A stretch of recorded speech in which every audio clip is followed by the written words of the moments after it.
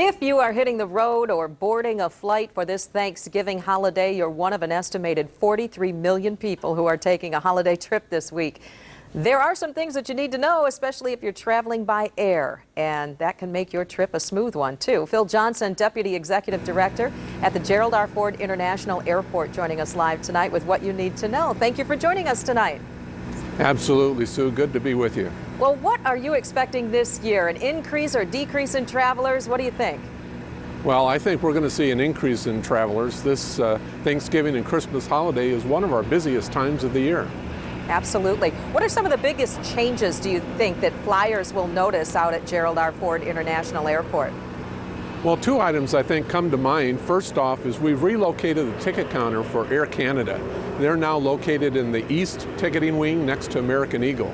So those travelers that will be traveling on Air Canada need to realize that to go towards American Eagle on the east side of the ticket counter. And then also Allegiant Air is now located in the A concourse. Their gate is now in the A concourse instead of the B concourse. Okay, a couple of changes that people need to know about.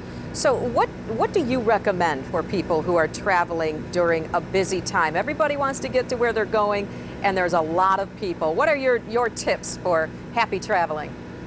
Well, take some time. I know it's hard to imagine that that's the tip I would have, but we would ask that folks just slow down a bit and come to the airport a little earlier to make sure they have plenty of time to find that parking place, to check their bags, to get through TSA security screening and onto their gate in plenty of time so they don't have to worry about missing their flight or missing some important connection.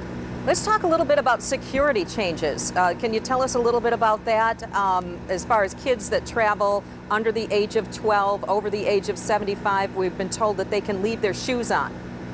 Absolutely. That's one of the changes recently implemented by the TSA is that you're right. Those children under 12 and seniors over 75 can leave their shoes on going through the checkpoint now, which makes it much easier for them.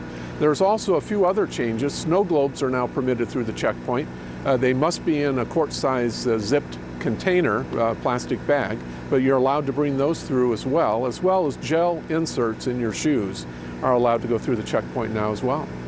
Okay, so is there anything, are there just some things that you see over and over at the airport that you wish people would remember to keep in mind during their travels? Absolutely. I think the biggest one is as you're approaching the security checkpoint, be prepared. It'll make it a lot easier on you and a lot quicker if you have your ID out, your boarding pass out and ready to present, if you have all loose change, all metal objects out of your pocket, your shoes off if you fit in that category, coats off, laptops out. Be prepared and you'll sail through security without a problem. Okay, good tips. Phil Johnson, Deputy Executive Director at the Gerald R. Ford International Airport. Thank you for joining us tonight. You're welcome.